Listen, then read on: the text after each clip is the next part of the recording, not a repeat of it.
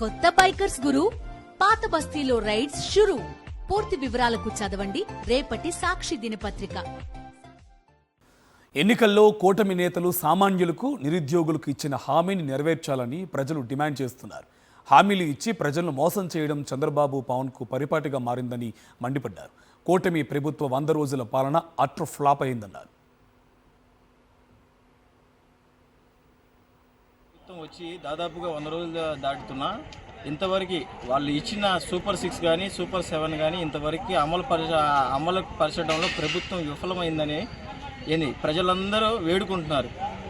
ఇంతవరకు మేము వచ్చిన అధికారంలోకి వచ్చిన అమ్మటనే మేము అన్నీ చేసేస్తాం, ఇది చేసేస్తాం, సంపద సృష్టిస్తాం అన్నారులే. కానీ దాదాపు 100 రోజులు అవుతున్నా కానీ ఇంతవరకు ఒక పథకం, ఒక పెన్షన్ పథకం ఒకటి పెంపు చేసి అది కూడా నానా మంత్రమే చేసి అందరి 64 లక్షల మంది ఉన్న పెన్షన్దారులని అందరినీ కోతలు పెడుతూ దాదాపుగా అందరినీ ఇబ్బందులు చేస్తూ ఇప్పుడు మేము ఉన్నాం సార్, మేము నిరుద్యోగులు ఉన్నాము. నిరుద్యోగులు దాదాపుగా చాలామంది ఆంధ్రప్రదేశ్లో ఉన్నారు.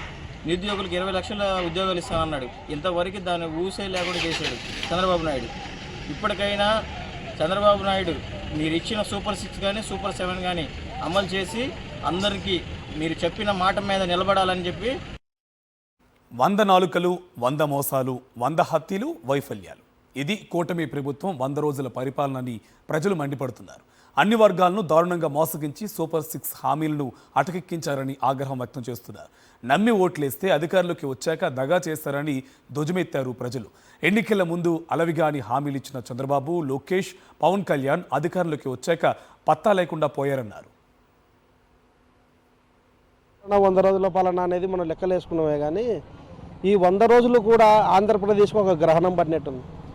ఎక్కడ చూసినా వరదలు, నీటి ముంపు బాధితులు ఇవే తప్ప ఈ రాష్ట్రంలో ఏం జరుగుతున్నది అనేది అర్థం కాలేని పరిస్థితి. సూపర్ 6 అనేది చెప్పేసి ప్రజల్లో తీసుకెళ్ళాడు. ఆ సూపర్ 6 అనేది ఇప్పుడు ఏమైపోయింది, పూర్తిగా జీరో అయిపోయింది, సూపర్ జీరో అయిపోయింది. సూపర్ జీరో ముఖ్యమంత్రిగా చంద్రబాబు నాయుడు మరొకసారి గంట తెచ్చుకున్నాడు.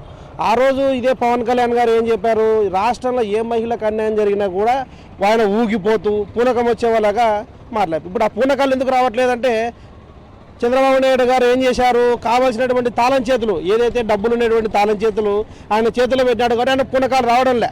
సీసీ కెమెరాలు పెడుతున్నారండి. ఈ రాష్ట్రంలో ఏం జరుగుతుంది, మహిళలకు రక్షణ ఎక్కడుంది? సీసీ కెమెరాలు పెడుతున్నారు. గర్ల్స్ హాస్టల్లో సీసీ కెమెరాలు పెట్టి ఆ వీడియోలు బయటికి వస్తున్నటువంటి తరుణం. కేవలము కళ్ళబొల్లి మాటలు తప్ప నీకున్నటువంటి బొల్లి రోగాన్ని ఇంకా అదే కళ్ళబొల్లి మాటలతో చెప్పించే ఒక ముఖ్యమంత్రిగా అయ్యావే తప్ప నీకు పరిపాలన చేత కాదు. నువ్వు అమరావతిని కట్టలేవు.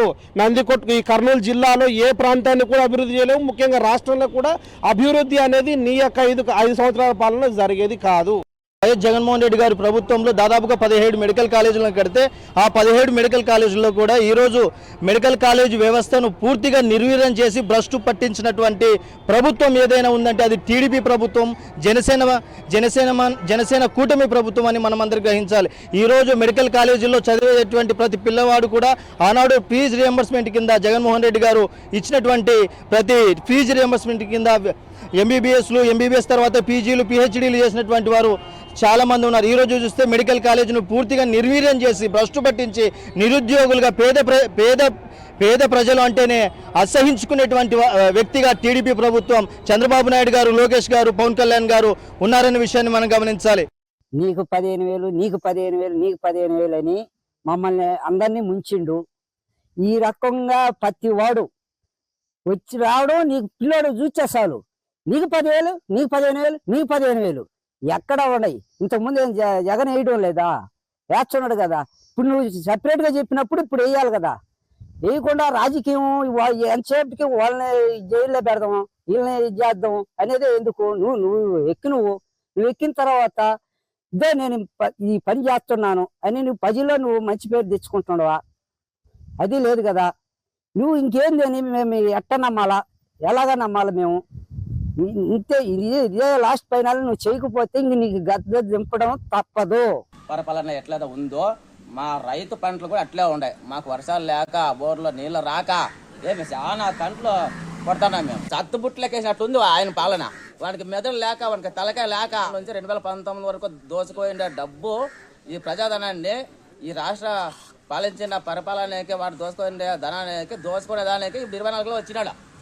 ఎట్లా అంటే నేను ముసలోడు అయిపోయినాను, అప్పుడే నేను దోసుకుపోయింటి, అప్పుడే అరెస్ట్ చేయాల్సిండే. వాడి పరిపాలన బాగుందని అంటే మా చెప్తే మేము కొట్టుకోవాలి, ఈ రాష్ట్ర ప్రజలు కొట్టుకోవాలా. పరిపాలన బాగుంది అన్నవాడు ఏమే మా చెప్పు తీసుకొని మేమే కొట్టుకుంటే అప్పుడు ఏమన్నా బాగుంటుంది. నాకు బుద్ధి లేక ఓట్లేసిన చంద్రబాబు నాయుడుకి. దొంగ నా కొట్టుకోడు చంద్రబాబు నాయుడు, పవన్ కళ్యాణ్ ఏమే లోకేష్ దొంగ నా కొడుకుల వల్ల. వాడు ఒక ప్యాకేజ్ వాడు చెప్పి ఇట్లా జుట్టు ఎగరేసుకొని ఈ పక్క ఈ జుట్టు ఎగరేసుకొని చెప్తాడు, టీవీలో చెప్తాడు.